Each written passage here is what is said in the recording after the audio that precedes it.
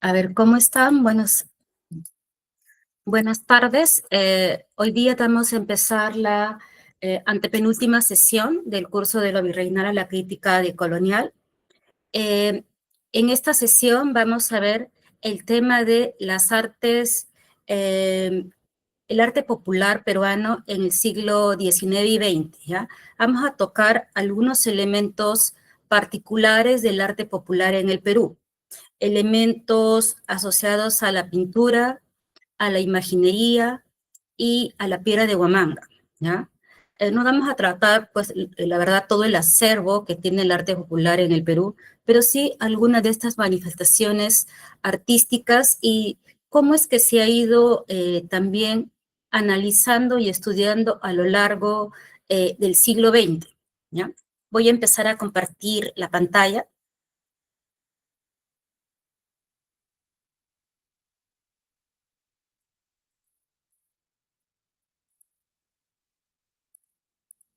¿ya? Creo que sí se puede ver, ¿no? Vamos a... ¿Se ve bien?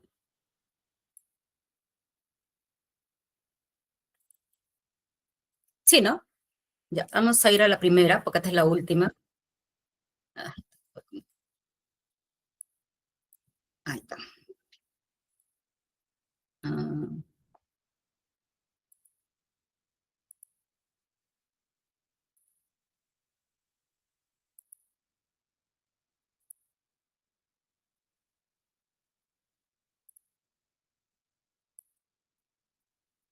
ya, perfecto.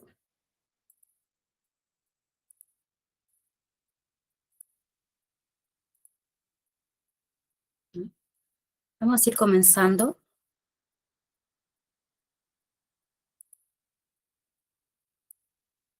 Como les digo, el tema de hoy es el arte popular peruano de los siglos XIX y XX.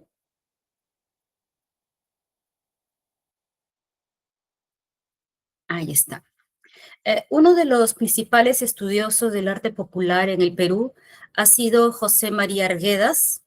Arguedas es uno de los escritores, antropólogos, investigadores, literatos, que más ha estado cerca a lo que son las comunidades. Acá está con los materos de Cochas, en Huancayo, me parece, en una foto tomada alrededor de la época del 60, ¿no? Arguedas estaba muy cerca de lo que era la cultura popular, de las fiestas tradicionales, y esto también, el hecho de que Arguedas supiera el quechua, y eso permite que Arguedas se pueda integrar a lo que son las fiestas tradicionales, costumbristas, y estuviera cerca, ¿no?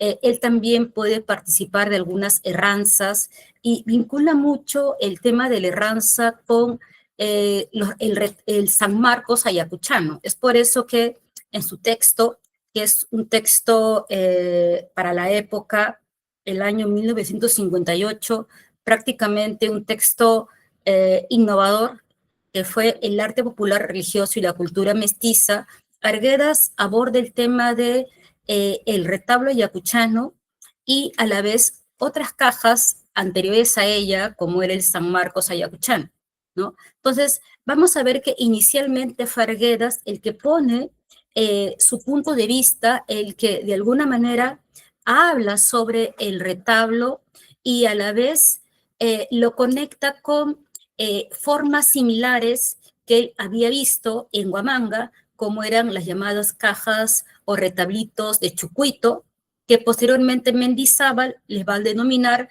cajas de imaginero chucuiteñas. Arguedas solamente va a decir pequeños retablitos o altares que están en Puno, ¿no? En la región pues de Chucuito, y posteriormente a ello, estas obras van a aparecer en la época del 70 en algunos museos y en algunas colecciones privadas.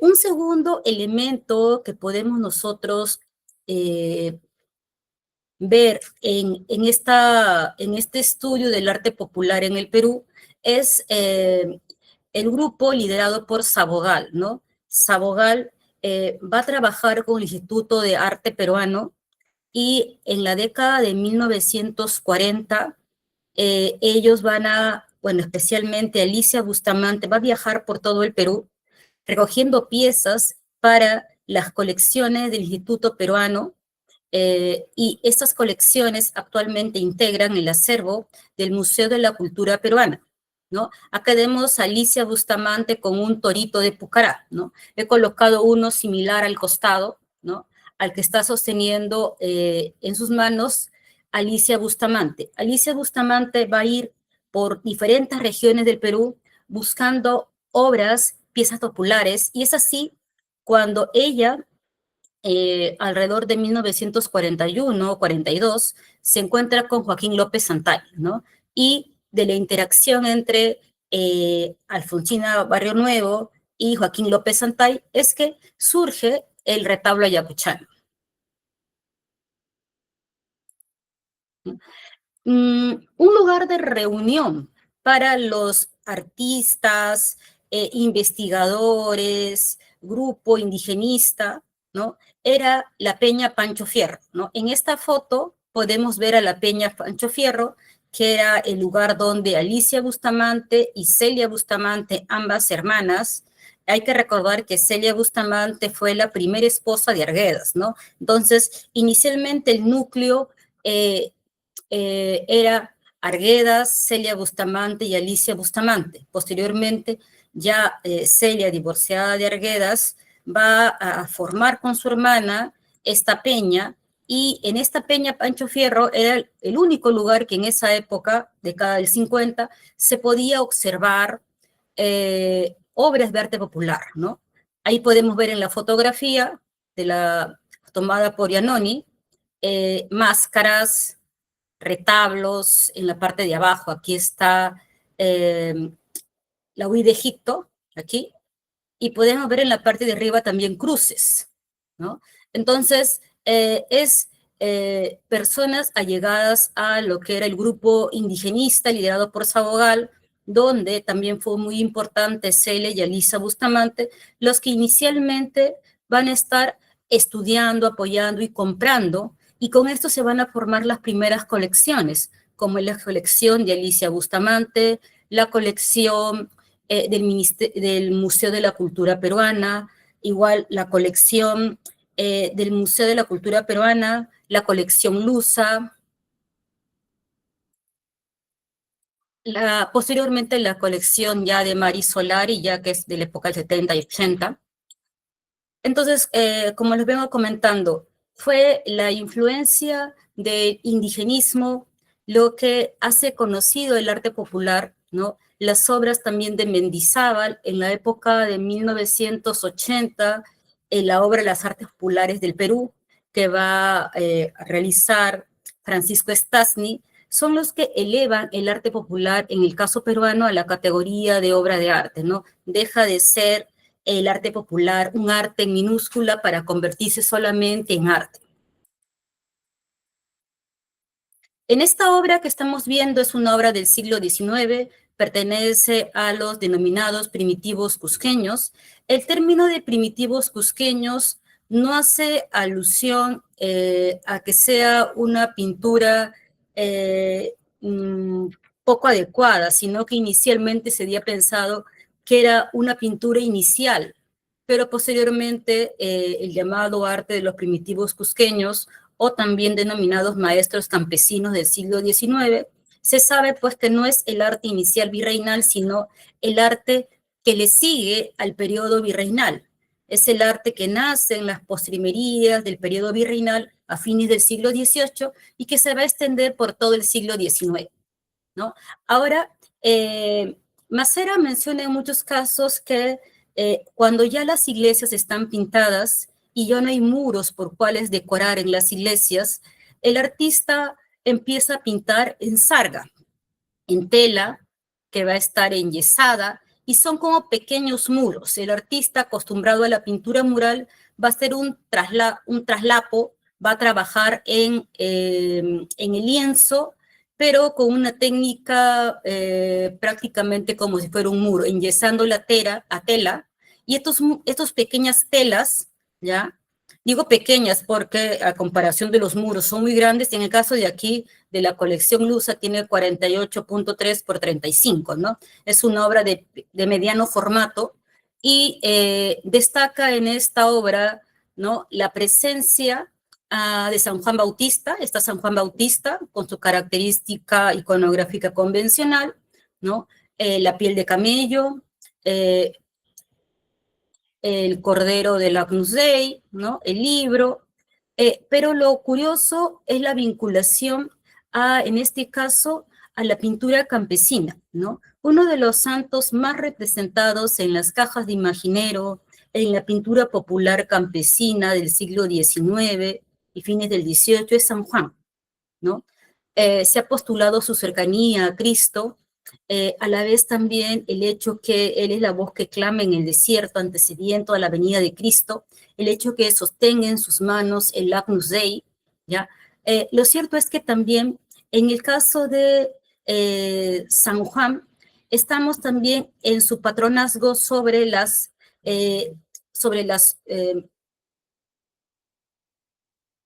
bueno, algunos animales, y en este caso vemos acá, no sé si se notan en la parte de acá, en la parte baja, hay un zorro que está robando una oveja, ¿no? Entonces, eh, está asociado San Juan a las ovejas, por ser el que porte el Agnus Dei, aunque de manera convencional también está asociado a Santa Inés. Pero en los Andes, Santa Inés es la patrona de las cabras, mientras que San Juan es de las ovejas, ¿no? Entonces, en este caso, acá vemos al pastor, ¿ya? Acá está el pastor en este lado de acá, y acá hay un perro lanudo. El perro lanudo es el perro que acompaña al pastor, ¿no? Y en la parte de acá abajo es el zorro que se roba la oveja, ¿no? Entonces lo que estamos viendo aquí es el drama de el pastor que se descuida tocando un instrumento musical y el zorro aprovecha para robarse la oveja, ¿no? Entonces el descuido del pastor propicia el robo de la oveja y a la vez nos recuerda esta escena donde el buen pastor debería cuidar a la oveja. En otras escenas también de la pintura campesina se puede ver a veces la lucha entre el perro pastor y el zorro, ¿no? Y siempre por el rescate de la oveja que simboliza el alma humana. Una mujer acá tejiendo. Ahí se puede ver más claro. Igual también el artista representa elementos como la dulzura entre los animales, el acto de amamantar, ¿no? Escenas cotidianas, ¿no?, normales del campo. Esta es una caja de imaginero del siglo XIX, también está considerada dentro de lo que es el arte popular, pero tiene una factura mucho más esmerada. Imagino que debe ser de comienzo del siglo XIX. La obra es también de pequeñas dimensiones, tiene alrededor de 26 centímetros, presenta San Miguel Arcángel, San José, el Ángel de la Guarda y Santa Rosa, ¿no? Y aquí la Virgen de Copacabana está debajo de un arco y en la parte baja dos santos agustinos y en la parte superior, eh, en el remate, se encuentra el Padre Eterno, ¿no?, con un nimbo triangular. Y en el exterior de las puertas podemos ver tres cruces que aluden al Calvario, ¿no? Es muy común que en la parte exterior de las cajas de imaginero, donde está la Virgen, aparezca dorados, aparezca flores, pero en este caso únicamente hay tres cruces aludiendo al Calvario, ¿no? Esta es la imagen de la caja mariana de la colección Solari que representa a una Virgen de Copacabana, ¿no? Si la comparamos con la escultura que está en el lago, ¿no?, en Copacabana, vemos que sí presenta una cierta similitud en el rostro, el, la pequeña figura de la colección Solari con la representación de Francisco Tito Yupanqui, ¿no?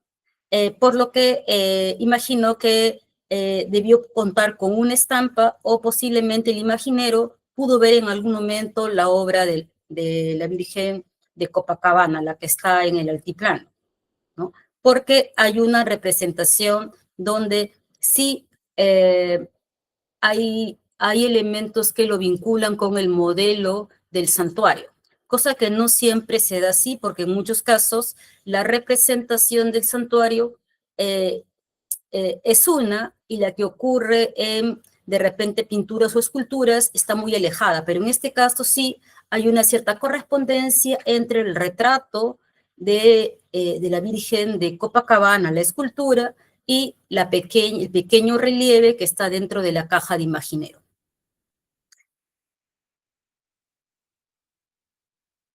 Estos también están policromados, tienen pan de oro, presentan veladuras sobre una base de plata.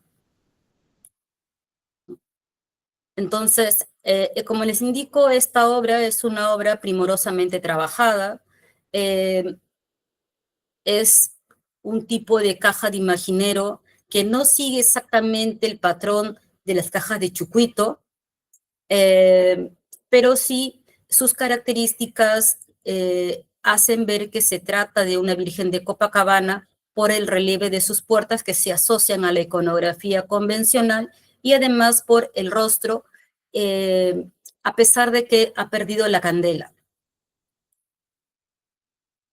En el mismo retablito podemos ver nosotros la representación del ángel de la guarda. En el caso del ángel de la guarda tiene sentido porque la Virgen de Copacabana es, podríamos decir, una de las devociones más importantes de los Andes peruanos, anteriores obviamente a la independencia, y se mantuvo muy vigente en las primeras décadas del siglo XIX, ¿no? El ángel de la guarda nos señala el camino, ¿no? Guía el alma en las peripecias de este mundo y lo aleja del mal. Al otro lado, Santa Rosa de Lima también está asociada en este caso con el niño Jesús y al costado unas azucenas parecieran. ¿Hasta acá hay alguna consulta o alguna duda?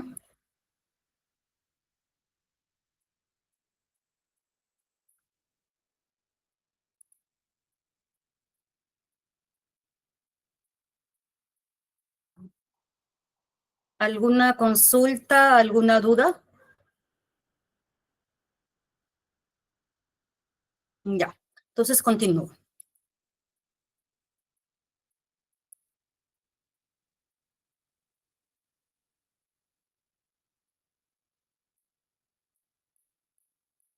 Esta es una piedra de Huamanga, ¿ya?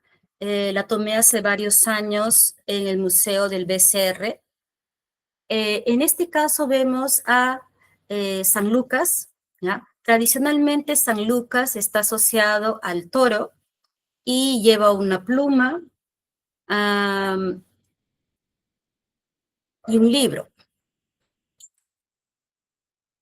¿ya? Pero en algunos casos en la sierra también tienen la confusión entre San Marco y San Lucas, ¿no? Dando a entender que San Marcos es patrón del toro, aunque iconográficamente a San Lucas le corresponde el toro. Ahora, en esta pequeña pieza, que probablemente sea del siglo XIX, ha perdido policromía, es una pieza de pequeño formato, ¿no? Es prácticamente menor a 10 centímetros, alrededor de unos 5 centímetros.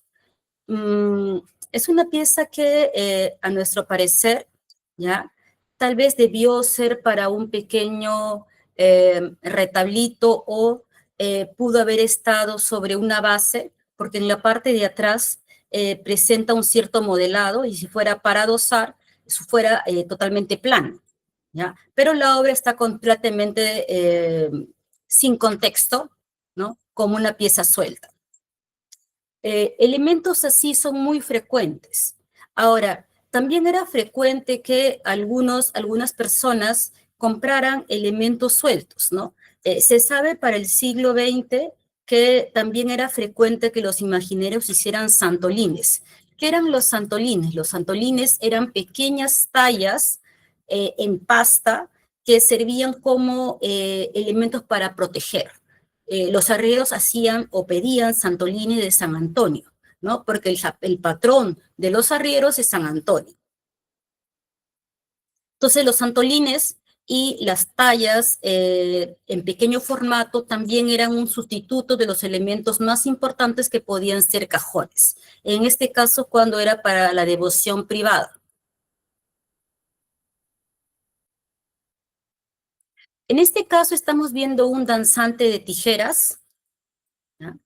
Este danzante de tijeras presenta la ropa típica del inicio del siglo XX, ¿ya? Porque cuando hemos visto otras representaciones de fines del XIX, presentan una gran variabilidad en lo que son los trajes, ¿no?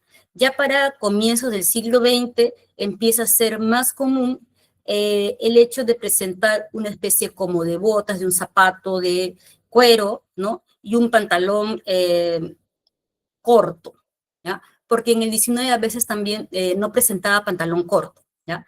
Un elemento característico viene a ser que las tijeras no están unidas, ¿ya?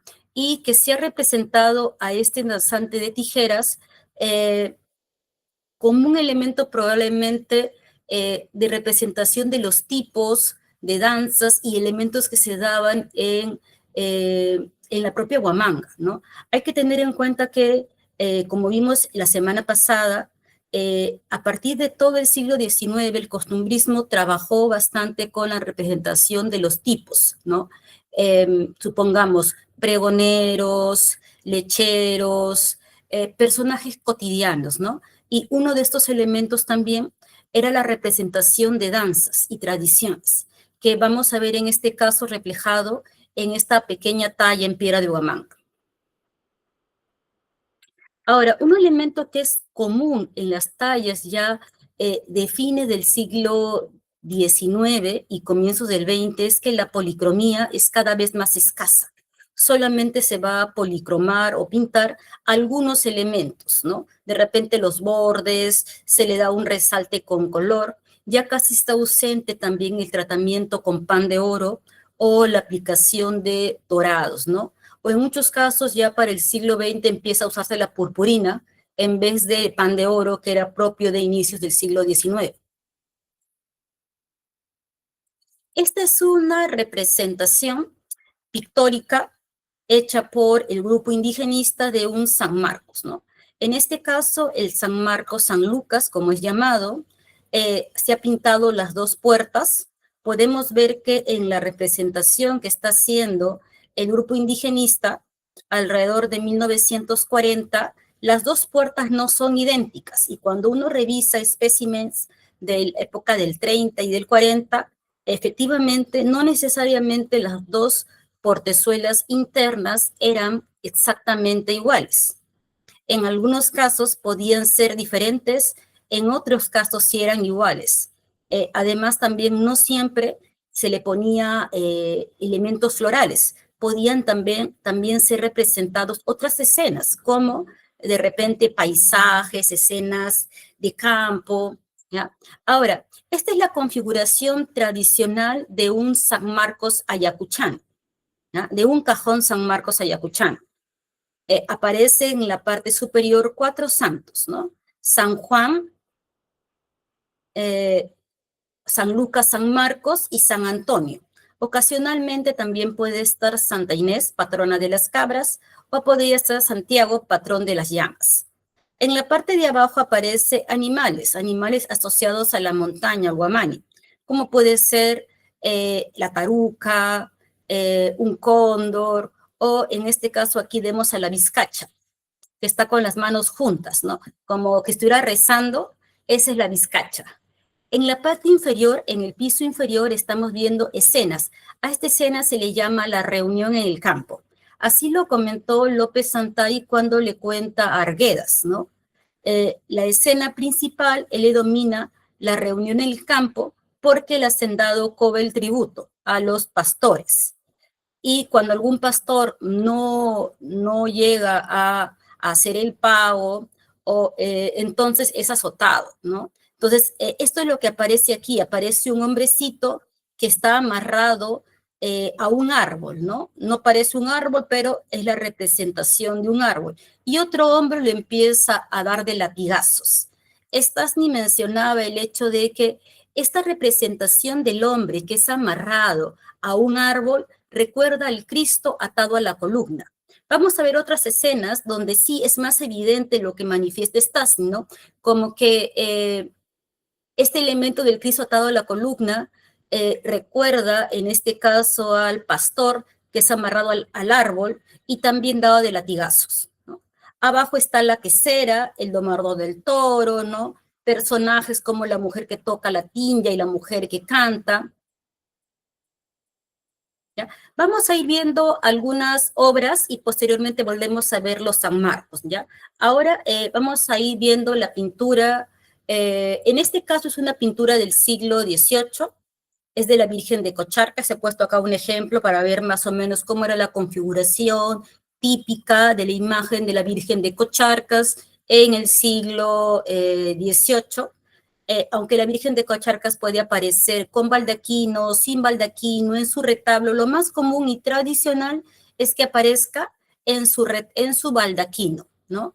Acá a un costado está el santuario, al otro lado vienen los peregrinos, vemos un conjunto de personas que han naufragado, que han caído, ¿no? Acá se ve a un padre que ha caído, el demonio lo ha arrastrado, una suerte de peregrinos que van con sus cruces, y en la parte superior el santuario de Cocharcas, ¿no? La Virgen de Cocharcas aparece representada con una vela, flores en la mano, puede aparecer únicamente con flores, amancaes blancos y rojos, o, o únicamente con vela, o con los dos, vela y flores. La Virgen de Cocharcas es una devoción andina muy importante. Es una copia de la Virgen de Copacabana, fue colocada en el santuario cuando el devoto Sebastián Quimichi, llamado originalmente Sebastián Astoguaranga, fue al altiplano y pide a Francisco Tito Yupanqui, el que hizo la imagen de la Virgen de Copacabana, que haga una copia, que haga una réplica idéntica para el santuario de su pueblo, Cocharcas, ¿no? Así, según la leyenda, la Virgen de Cocharcas es idéntica a la Virgen de Copacabana, pero cuando vemos las fotografías y las esculturas no guardan mucho parecido, ¿no? Pero la leyenda y la historia dice que eran idénticas, que ni el propio artista, don Francisco Tito Yupanqui, podía reconocerlas si no era únicamente por las ropas. Y así Sebastián Astoguaranga fue a su pueblo Cocharcas y entronizó a esta virgen. Y esta virgen empezó a ser llamada Virgen de Cocharcas, olvidando su antiguo ser copia de la de Copacabana. Y desarrolló una temática completamente diferente a la que está en Cocharcas, ¿no? Esta es otra que se ha tomado hace una semana en el museo en el depósito del Museo del Ministerio de Cultura, ¿no? Emery Luján Lanfranchi me acompañó a hacer registros al museo, y en este caso estamos ante una pintura de la Virgen de Cocharcas, ¿no? Esta es una pintura del siglo XIX, hay un tránsito hacia formas, podríamos decir, más simples, más esquemáticas, ¿no? Pero la iconografía se va manteniendo, aunque cada vez más se simplifican los elementos, ¿no? En este caso, para fines del siglo XVIII y comienzos del XIX, la Virgen de Cocharcas ya no lleva la vela, no lleva el candil con la vela, y solamente lleva unas rosas entre rojas, blancas o rosadas. Adicionalmente llega también otro elemento, como en este caso, como una especie de palma o espiga. El niño Jesús hierve el orbe y bendice. Entonces, en este caso, Cristo, como la mayoría de cristos andinos, está en su advocación de Salvador del mundo. Y la Virgen igual está en un camino. A un lado vemos escenas pastoriles, por acá hay un pastor, un conjunto de animales como caballos, bueyes y también los peregrinos. Por acá vemos el camino peligroso para llegar al santuario, aquellos que se han desbarrancado en el peligroso camino, y al otro lado el santuario, ¿no? Los peligros que toman los peregrinos para llegar al santuario, y finalmente abajo una procesión donde se ven varias autoridades a los pies de la Virgen de Cocharcas.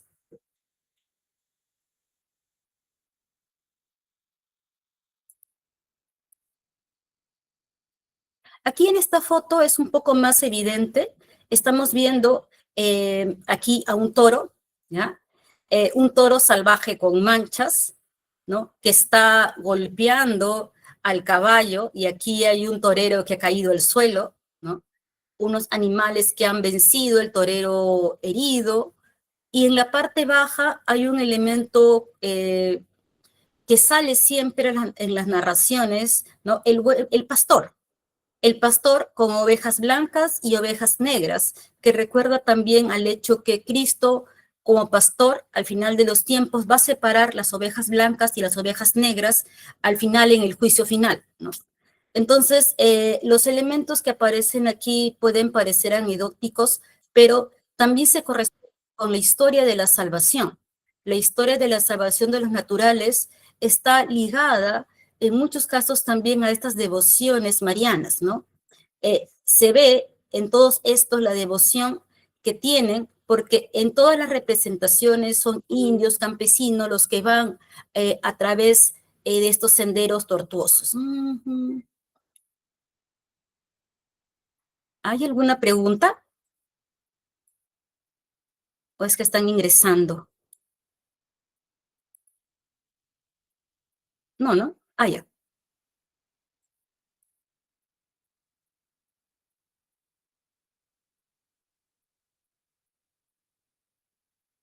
Ya. Voy a volver a presentar entonces.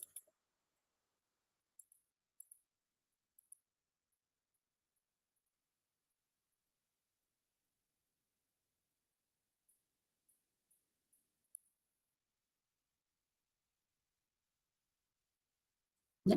Entonces, como le decía, acá se ve al pastor con las ovejas blancas y las ovejas negras, ¿no? Que recuerda a esto, como le digo, Cristo, buen pastor, y a la vez vemos igual un conjunto de peregrinos, ¿no? Eh, una cruz asociada parece ser a un difunto. Ay, Dios, ¿por qué retrocedió? Mm,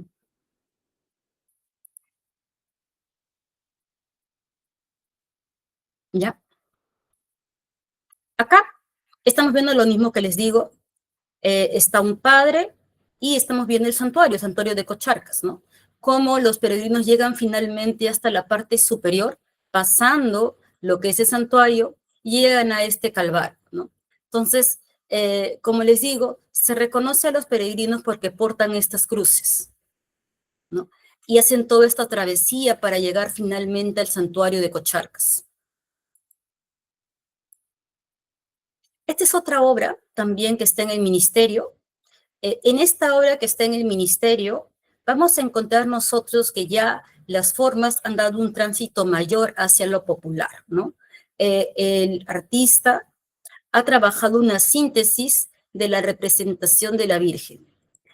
Mantiene la iconografía, estamos también aún ante su baldaquino, el río se ha sintetizado y aquí está el santuario. Ya no tenemos la representación de repente como el siglo XVIII, la vista aparece con poca perspectiva, pero igual se mantienen las convenciones iconográficas de representar el santuario, representar a los peregrinos, el hecho que algunos caen, o sea, el hecho que algunos peregrinos vayan por el camino y sean tentados por el demonio o sean desbarrancados, de ahí es un indicio del hecho de que no todos se van a salvar, algunos son tentados y finalmente son seducidos por, podríamos decir, el mundo o las cosas ligadas al mal, mientras que otros van a perseverar en la fe y van a alcanzar finalmente su salvación, ¿no? O sea, adicionalmente a esto de pensar únicamente que la Virgen aquí en su santuario es un elemento, y las escenas son anecdóticas, no. Las escenas que están alrededor solamente están hablando de la salvación. Los buenos indígenas, los buenos cristianos van al santuario, hacen este peregrinaje y finalmente llegan al santuario. Aquellos que teniendo de repente algo de fe, pero faltándoles convicción, pues son tentados y finalmente caen por la pendiente y no llegan nunca al santuario. En la escena que está acá abajo, está acá la Virgen con su ramo de flores rojas y blancas, el niño Jesús, y en la parte inferior, ¿no? Debajo de la peana, estamos viendo nosotros un demonio, una mujer y un sacerdote, que es lo que vemos acá. Esta escena de esta zona es la que vemos acá. Apenas se distingue una mujer con las manos juntas, eh, el, la ropa negra, muy oscura, y un demonio que está con los cachitos de color rojo, como ya es típico en las representaciones del 19 y el 20, porque recordemos en la Edad Media el demonio aparecía con un color verde, en este caso aparece con el color rojo y aquí el sacerdote, ¿no? Entonces, ¿qué estamos viendo en esta escena, no? La mujer, al estar con el sacerdote, en el hecho de confesarse, aceptar sus culpas, ¿no? Ya no puede ser tentada y el demonio tiene que ponerse hacia atrás. Es también la lucha por la salvación del alma, ¿no? El alma, el penitente, se salva al estar con la iglesia y a la vez al asumir sus culpas y ya no puede ser tentada por el mal. Este elemento es muy común en las narraciones cristianas, ¿no? La lucha entre el bien y el mal y cómo el demonio es vencido.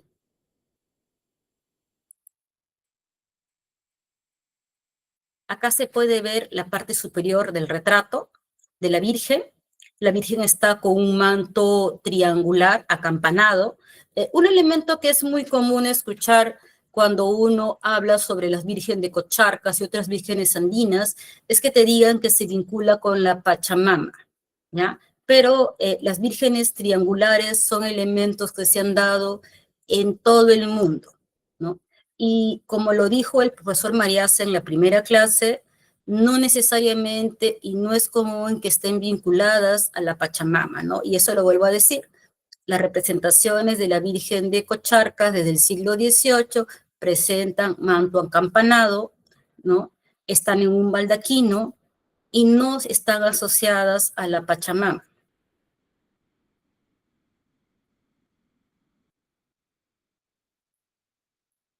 ¿No? Acá vemos también, en esta foto que tomó Emmerich, el santuario de Cocharcas, cercado, una pileta, ¿no?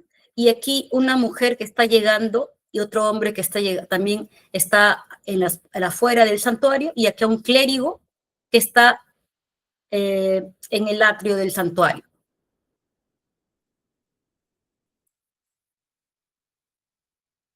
¿No?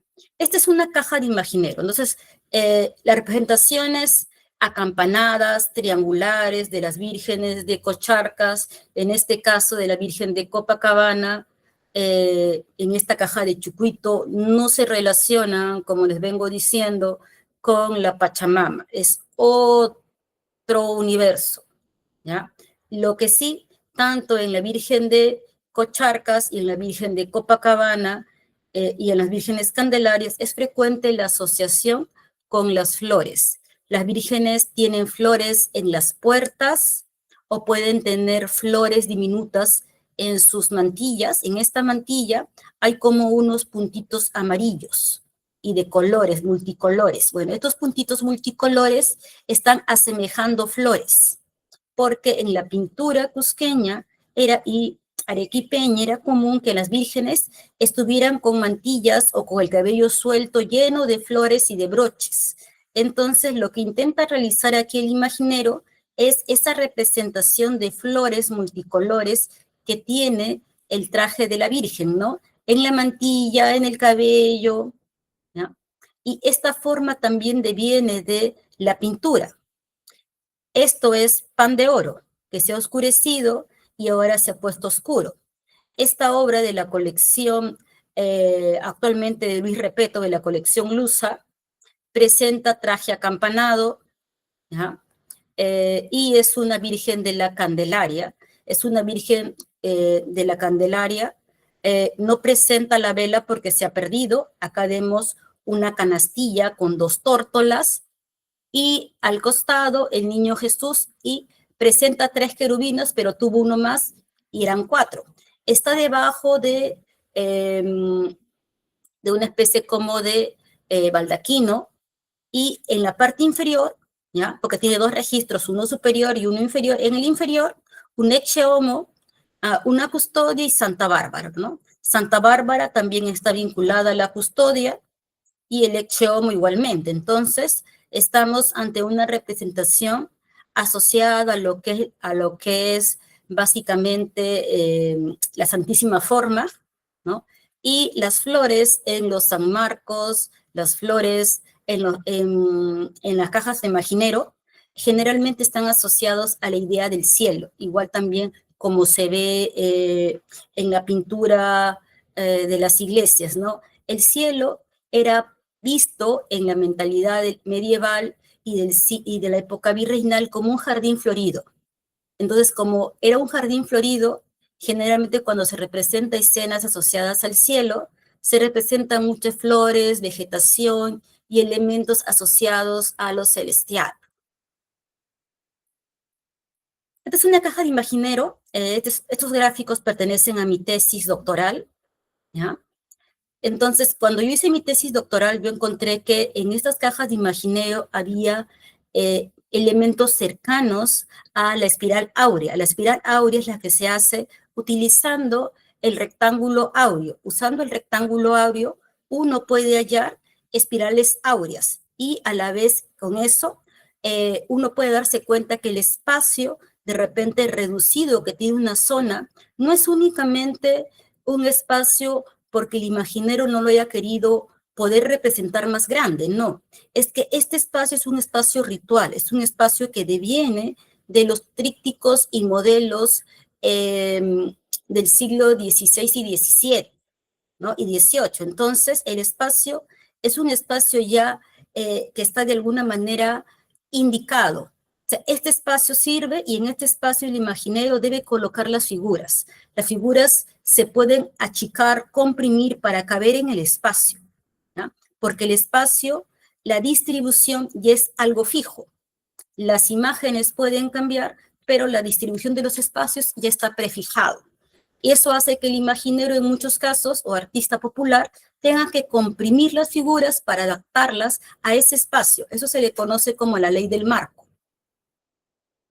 Esta es otra obra, ¿ya? Esta es una obra de Pía de Huamanga, también es parte del Ministerio de Cultura, está en el depósito. Esta obra que sale como Guerrero y León, o en otros casos también, yo pienso que esta obra puede estar relacionada a la idea del héroe y la bestia, que se ve en muchos casos en el arte de la antigüedad, ¿no? Héroes que se enfrentan a bestias, Hércules y el león de Nemea, Sansón y el león, ¿no? Por las características y porque está vestido, y normalmente Hércules aparece desnudo, pienso que en este caso podríamos estar ante Sansón y el león, ¿no? Este motivo de Sansón y el león es muy recurrente en el arte románico y muy representado también en el arte cristiano, porque en el arte cristiano el hecho que Sansón se enfrenta al león alude a la lucha entre el bien contra el mal, ¿no? En este caso vemos una talla, es una talla pequeña de alrededor 10 centímetros, está preciosamente tallado, ¿no? Se puede ver la policromía que ha perdido. La talla en piedra de Huamanga fue algo muy popular desde el siglo XVIII, ¿ya? Igual los viajeros mencionan el hecho de que en el siglo XVIII mm, los viajeros mencionan que en Ayacucho los artistas hacen primorosos elementos usando solamente piedra.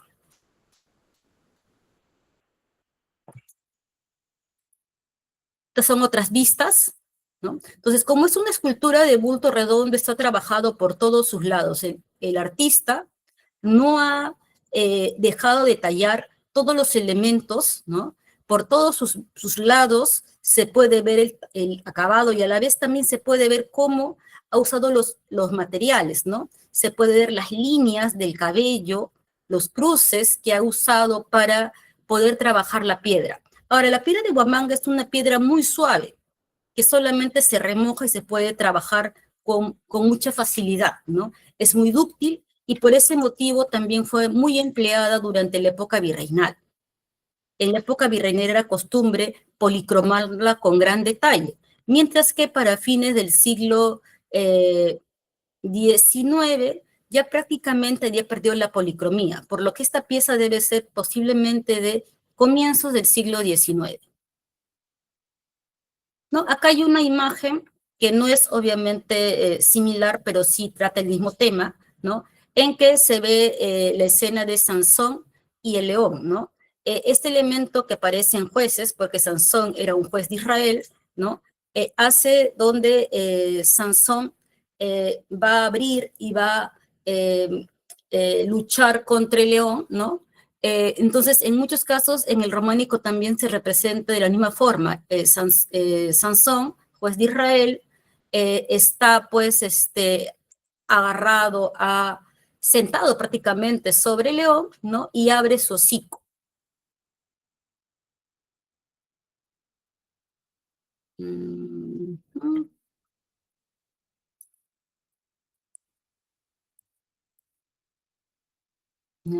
Entonces, es un elemento que en este caso sí no se ve que use fuerza. Ahí está.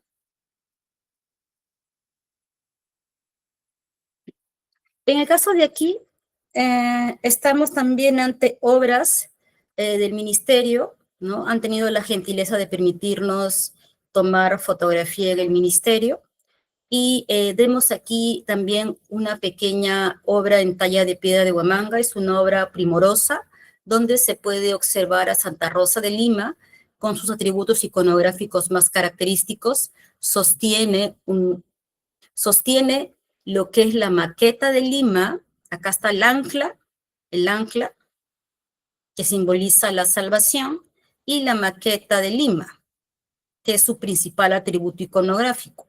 Lleva el rosario y aquí está roto. Esto debió ser un arco para que en la parte interna estuviera el niño Jesús. Ha perdido esta característica, que está roto en esta zona, ¿ya? Y ahora se confunde un poco con la parte de acá de su corona. Es también prácticamente solamente presenta detalles de policromía, está casi en blanco, solo tiene filetes en dorado, en pan de oro, en la parte de la boca, la corona y en la peana. En esta peana, ¿no? Que presenta elementos rococó, hay pues unas partes de las rosas, atributo de Santa Rosa, que sí están policromadas, ¿no? Acá también podemos ver la pérdida de una parte de la piedra, ¿no? De esta zona de la piedra, ¿ya? Pero es una obra primorosa, debe ser, a mi punto de vista, también de mediados o fines del siglo XIX, presenta un notable buen acabado, ¿no? Y cuidadoso en todos los detalles, porque ese tipo de obras eran en bulto redondo. Hay que también tener en cuenta que la pira de Huamanga podía estar como una escultura en bulto redondo, o en otros casos también podía estar adosado a un cajón o estar adosado a un pequeño nicho, ¿no? Cuando la obra atrás no presenta decoración y es totalmente plana, como en este caso de aquí, lo más seguro es que la obra únicamente era para ser adosada. Pero cuando la obra presenta, como en este caso, un acabado tan prolijo, por todas las vistas, obviamente que es una obra de bulto redondo.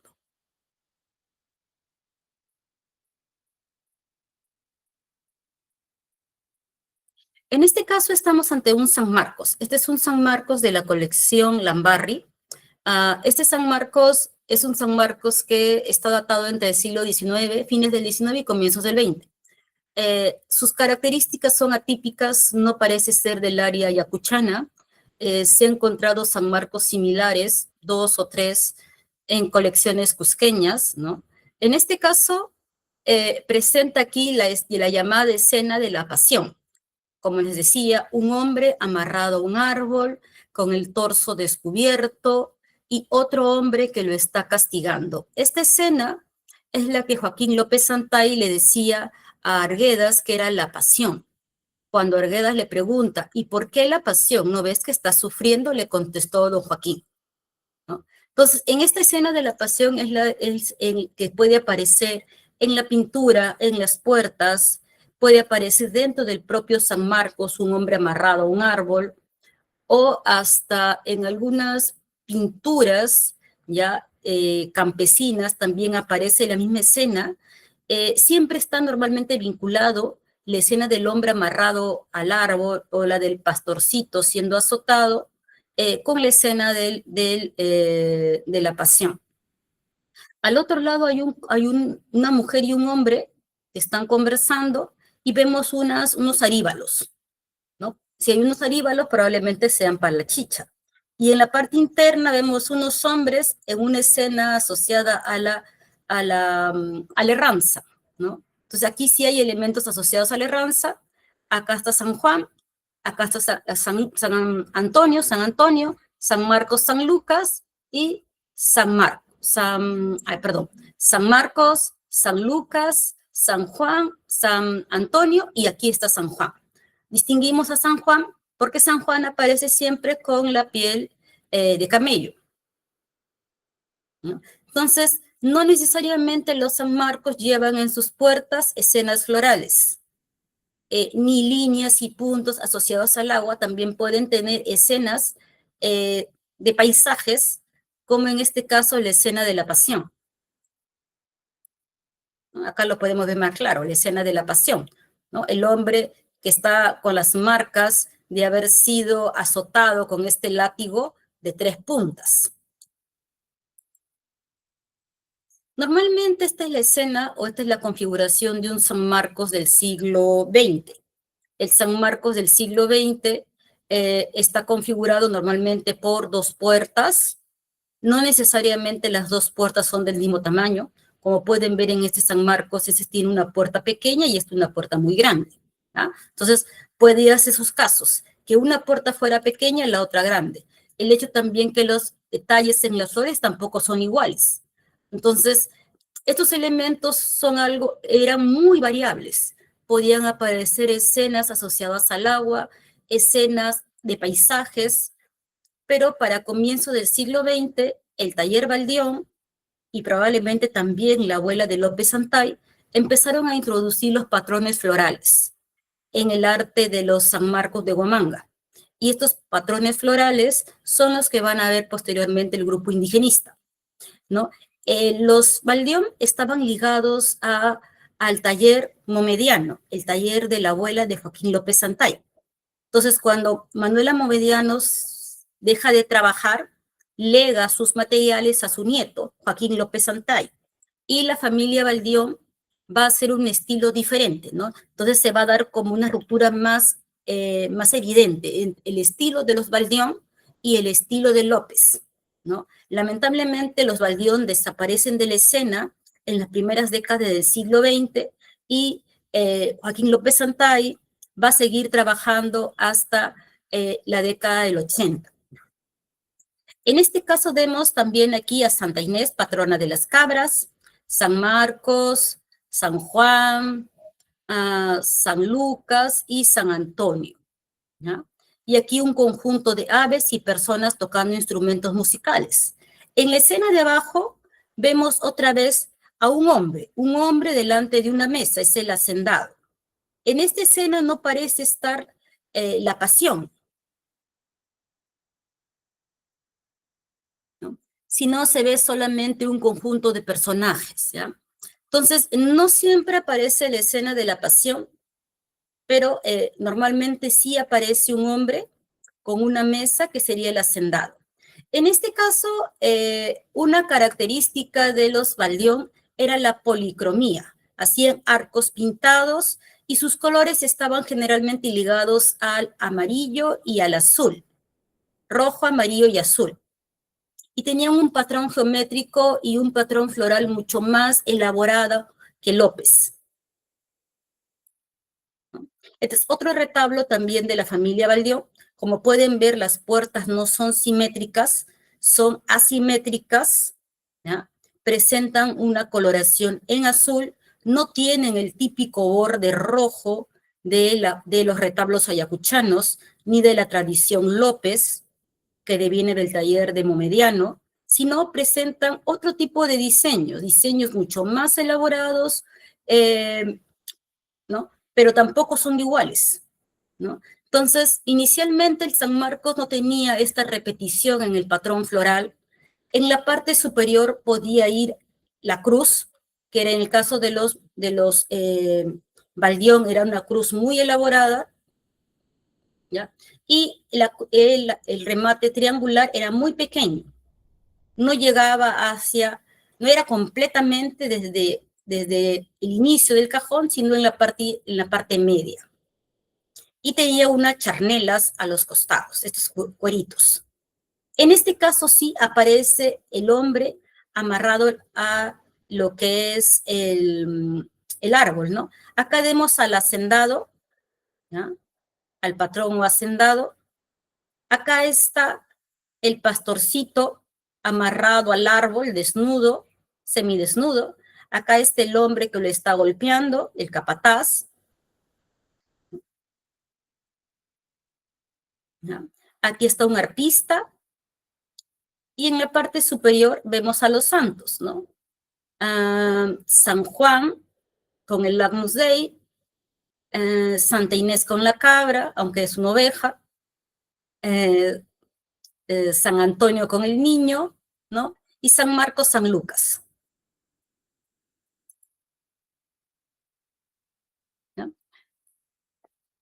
Cuando uno piensa en el arte popular, el caso más paradigmático que tenemos en el siglo XX es el de Joaquín López Santay.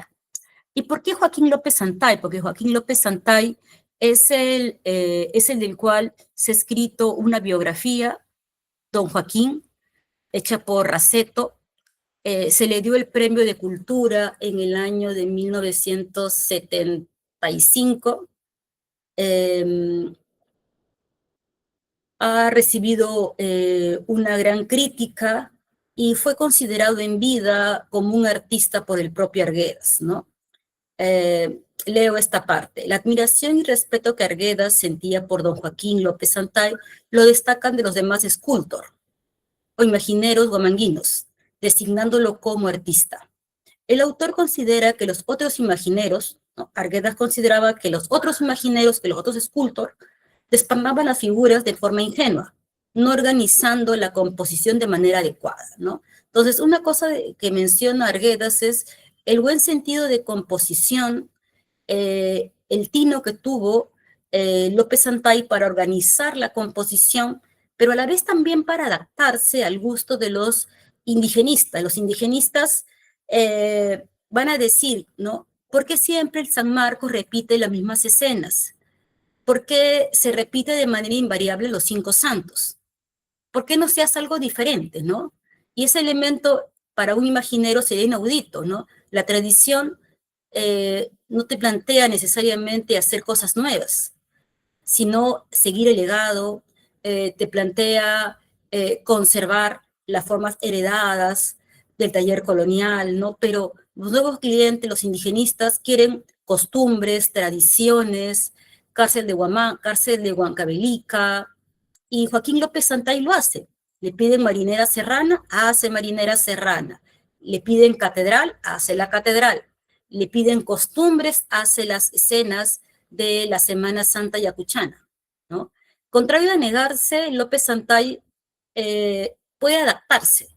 Y es una de las cosas que no todos los imagineros pueden hacer, ¿no? Otros imagineros no van a poder adaptarse al cambio y van a desaparecer, ¿no? Otros sí se van a adaptar, ¿no? Y van a cambiar sus formas. Gombrich plantea en el artículo Tradición y Creatividad, pues el artesano aprende no solo a copiar, sino a hacer variaciones, a explotar sus recursos al máximo y a sacar partido de sus habilidades hasta los límites que le permite y sugiere su tarea. Existen individuos excepcionales que llegan a trascender este alto nivel de exigencia y logran producir un artefacto que es la culminación de su tradición. Estamos ante el hecho del debate entre tradición y a la vez modernidad, ¿no? El artesano, artista popular o imaginero tiene que conservar su tradición, pero a la vez también puede innovar en el límite que le permite su tradición, pero en algunos casos sale de ese elemento y llega a ser el mismo otra tradición, como es la que hizo López, como es la que ha hecho Mendívil y muchos artesanos que son considerados artistas en la actualidad, ¿no? Ahora, la práctica de estos artesanos o artistas populares no es algo que se aprenda obviamente en la universidad o en una escuela, sino es algo que es en muchos casos por generaciones, se aprende en el seno de la familia, ¿no? La maestra de don Joaquín fue su abuela, Manuela Momediano, Manuela Momediano de Antay. Mi abuela primero me enseñó a hacer yeso, aprendí a moler yeso, después a cernir. Para cernir usaba un costalillo, de esos que venden harina. Ese yeso se mezcla después con la papa. La papa se hierve bien y se muele, mezclando con el yeso en el batán. Hasta ahora tengo el batán que heredé de mi abuela. Aquí mezclo todavía mi pasta, mencionó López Santalla a Raceto. Este es otro retablo, ¿no? Este retablo también está, me dicen, que es de don Joaquín López Santay, presenta las típicas formas de López Santay de la época de 60 y 70. Las dos puertas presentan ya el diseño floral idéntico, el triángulo ha crecido, ahora es completamente, sale desde el inicio.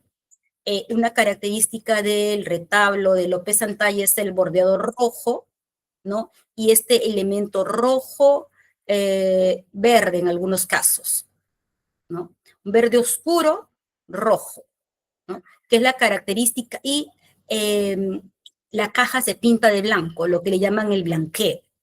No todos los artesanos antiguamente lo pintaban de blanco, pero cuando López Santay imprime su tradición, el modelo de retablo de López Santay, hay que entender que el retablo surge con el movimiento indigenista, es el retablo que hace López Santay.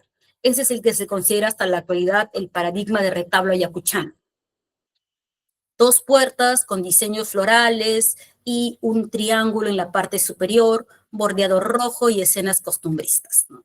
En este caso es el trono del Cristo de Domingo de Ramos, ¿no? Podemos ver aquí el trono de cerería, ¿ya?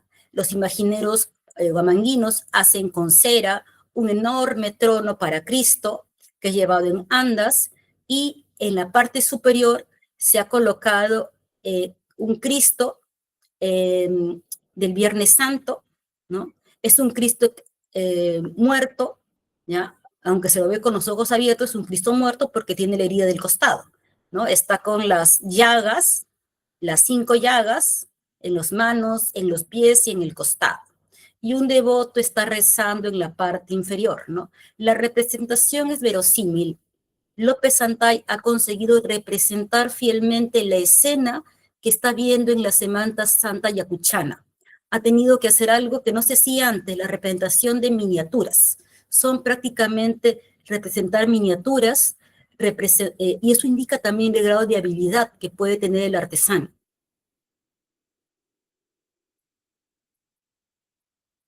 López Santay ha sido, como les digo, estudiado por varios investigadores, ¿no?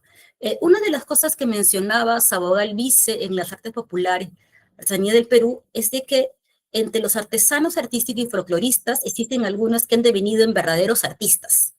La opinión pública los ha consagrado después de la ardua lucha, los intermediarios o dueños de los medios de difusión les han abierto campo y ya lo son. Viven de su arte y tienen el reconocimiento general. Hay que entender que antiguamente los artesanos o artistas populares no necesariamente vivían de el arte del retablo o el arte de la imaginería, sino que era una actividad paralela a tus actividades agropecuarias.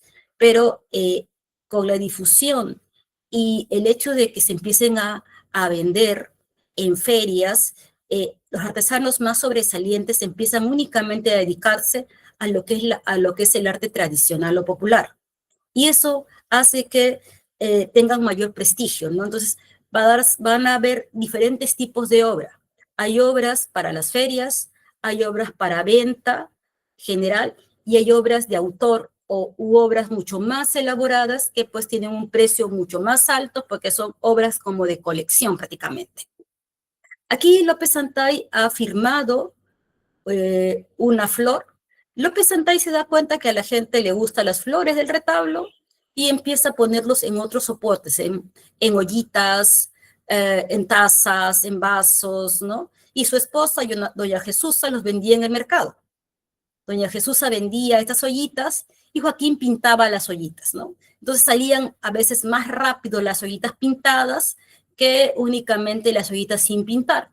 Y también, obviamente, salían más rápido que un retablo o un San Marcos. La importancia de la firma es algo también que va a darse con la influencia de los críticos de arte, con el indigenismo, va a hacer que el artesano tenga conciencia de su valía y también de su propia obra, y que ya no solamente sea un artista anónimo, sino que empiece a firmar y poner su identidad en las obras.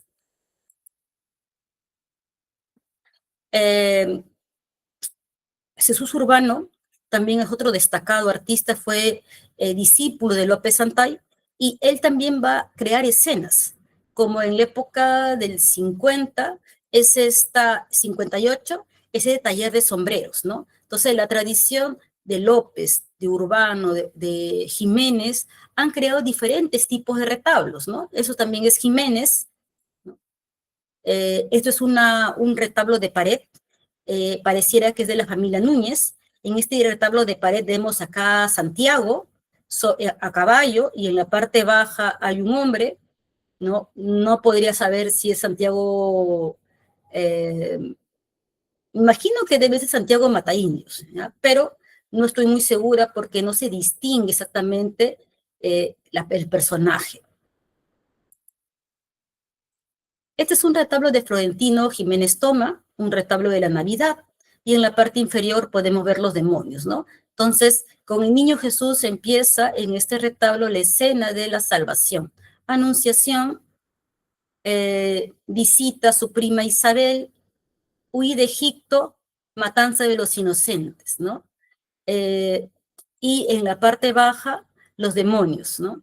Entonces, el hecho de que Jesús aparezca aquí y que el imaginario haya retratado en la parte baja los demonios, es, a mi punto de vista, bastante peculiar, pero muy ligado también a la tradición de la iglesia, ¿no? Desde el nacimiento de Cristo, ya el mal se puede decir que está en retirada, porque Cristo simboliza la luz del mundo, y solamente con su nacimiento ya está destinado a, a que el tiempo, eh, podríamos decir, de la maldad acabe, ¿no? Entonces, desde que la Virgen acepta ser la madre de Jesús, ¿no? Empieza la historia de la salvación, ¿no? Y el imaginero ha retratado, Florentino ha retratado perfectamente bien cada una de estas escenas, dándole mayor importancia, obviamente, al nacimiento, y junto a la Sagrada Familia están los ángeles, y en la parte baja, molesto, los demonios. Esta otra también lo presenté hace un par de semanas, el retablo Virgen de la Abundancia, ¿no? Donde se ve la escena donde la Virgen baja del cielo, toma agua, el buen pastor, y la Virgen le entrega los frutos a los campesinos. Las vírgenes de las Candelarias, como la Virgen de Cocharcas, la Virgen de Copacabana y las vírgenes en general Candelarias, están asociadas a las lluvias, y por ese motivo, generalmente también, como la fiesta de la Candelaria es el 2 de febrero, también se le relaciona bastante con el tema del nacimiento de los choclos, que ocurre también cerca a lo que es febrero, ¿no? En este caso, la Virgen entrega los frutos a los campesinos, sacan en procesión a la Virgen, sacan en procesión al niño, ¿no? Y la Virgen retorna el cielo en forma de paloma. En este caso son retablos narrativos, retablos que cuentan una historia. Eso es una característica de los retablos de la familia Jiménez. En este caso es el retablo Virgen de la Abundancia de Mabilón Jiménez Quispe, ¿no? Y para ir terminando, en este caso es una pintura del siglo XVIII, 1740, es una obra de Marco Zapata. Esta escena la estoy colocando porque luego quiero hacer un paralelo con otra obra. En este caso se ve a la Virgen que aparece en el sitio de Sunturuasi, ¿ya?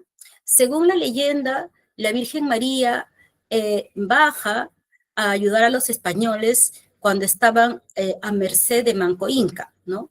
Baja la primitiva iglesia que habían hecho los españoles, apaga el fuego, ¿no?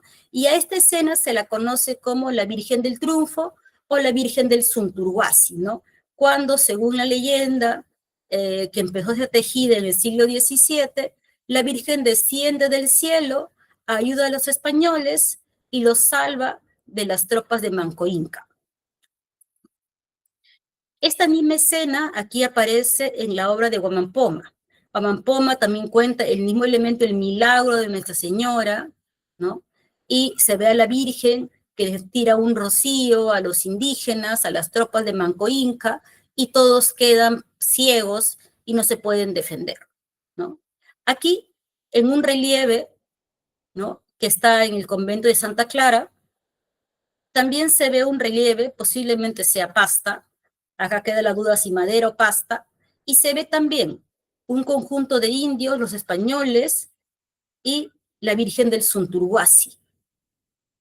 La Virgen del Sunturuasi aparece para salvar a los españoles que están acá abajo, y acá están los indígenas, las tropas de Manco Inca, ¿no? En esta obra, a todas luces del siglo XX, se ha trabajado bajo un modelo que aparece en la pintura, ¿no? Un modelo que deviene de la pintura y que es muy popular en Cusco, ¿no? Como la Virgen salvó a los españoles en el cerco del Cusco, ¿no? Y es curioso que en muchos casos elementos que aparecen en la época virreinal vuelvan a aparecer en el arte popular, ¿no? La iconografía puede pasar podríamos decir, de material. Puede estar en piedra, puede estar en pintura, o volver a la pasta, ¿no? Pero se va a ver que se mantiene la iconografía, y eso es parte también de la importancia que pueden tener algunos modelos iconográficos para la sociedad, en este caso Cusco. Vamos a ver.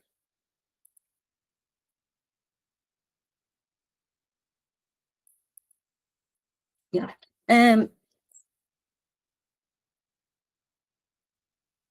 Ya. Como les iba diciendo, básicamente en esta presentación he hecho una visión general de algunas artes populares, ¿no? Hay muchas artes populares en el Perú. Tenemos los toritos de Pucará, que se da en Puno, el mate burilado, la pira de Huamanga, la cerámica de Quinua, ¿ya? Todos estos conjuntos de artes populares, podríamos decir nosotros que también tienen en algunos casos su correlato en el siglo XIX, como el caso de los mates, los azucareros, o también han aparecido o han surgido en el siglo XX, ¿no? Supongamos, lo que es las representaciones de Sarwa, ¿no? Las tablas de Sarwa, que eran inicialmente vigas para los techos, como eran muy grandes y no se podían transportar a Lima, las tablas de Sarwa van a ser cortadas y van a ser trasladadas a Lima. Y eso también, como les digo, es algo que vamos a ir encontrando, ¿ya? El arte popular, en muchos casos, eh, puede, puede adaptarse, ¿ya? Una cosa es el arte popular o tradicional en su contexto original y otra es el arte popular o tradicional ya dentro de un mercado, ¿no? Entonces, no es igual el arte popular para la propia comunidad que el arte popular que se vende en las ferias, ¿ya? Y también hay diferencias en estas artes populares que son vendidas en las ferias. Hay algunas que pueden tener un mayor acabado y otras que en algunos casos son mucho más sencillas. ¿Ya? Eso también depende por la importancia que pueda tener alguno de los artistas populares y la presencia que pueda tener en galerías, en tiendas, en exposiciones en el extranjero, ¿ya? No todos los artistas populares, podríamos decir, se mueven solamente en el Perú, muchos exportan al extranjero en la actualidad. Entonces, eso también hace que, supongamos, la familia Jiménez no vende comúnmente en las ferias del ministerio. Generalmente los Jiménez es más común ver sus obras en galerías exclusivas de Lima y en el extranjero, mientras que Urbano y López es frecuente que presenten su producción en las ferias del ministerio. Igual también algunos materos presentan sus productos en otro tipo de mercados o también en las ferias que hace el ministerio como Urracmaqui u otras ferias artesanales, ¿no? Entonces vamos a ver de que hay una diversidad de propuestas, pero también los puntos de venta no solamente ahora se dan a través de la venta directa, sino también ahora, pues como hay una economía más globalizada, en muchos casos también hay tiendas virtuales, ¿no? Y se vende también o se trabaja para el extranjero.